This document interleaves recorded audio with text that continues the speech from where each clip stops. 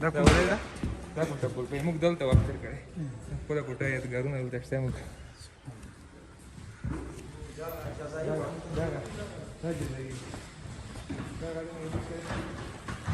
دا تشناب یو نفر به دلته اوسېدو دا څلور شپېته تشنابونه دي ښه لس لویشتې یو طرف ما حساب کړي 11 لویشتې بل طرف دغه دی کموډ هم پکې دی یو بندي به دلته پروت دا کومه 8 میاشتې تېرې کړي دي په یوه کوټه کې هغوی چې وو ملک خان چې په یوه کوټه کې 18 میاشتې تېرې کړي نورو بندیانو بیا 13 ورځې چې ډېرې تېرولې تحقیق لپاره یا به هغو ورځې وې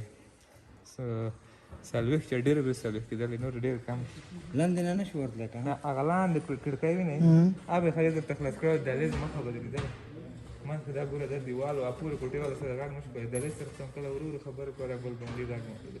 دلته بس کر کلاس لازمه وله پاس د شیشې په سر بین قدم اخیستل لرګی کلکه شیشه وه دغه ځای کې کمره لګېدلې وه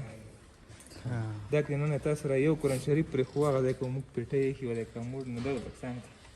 په باندې به راته کېښی دلته مو اودس هم کوو دغه د هغو لاندې کموډ چې دغه لاندې دغه ځای کې لمونځ کوو موږ په لاین کې ورته قبله اوس کموډ ته څخه شو هغه ځای کې شته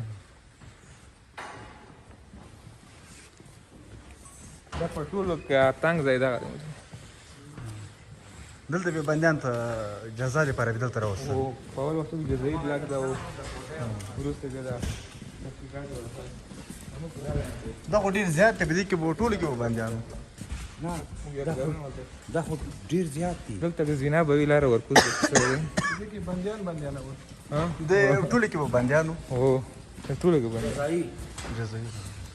هغه ستره زلزله چې وشوه زه دلته په سجده ماسپیل منځه باندې سجده وم دلته زه په دا لاین کوم ها هلته به قبله هم کې مور خوا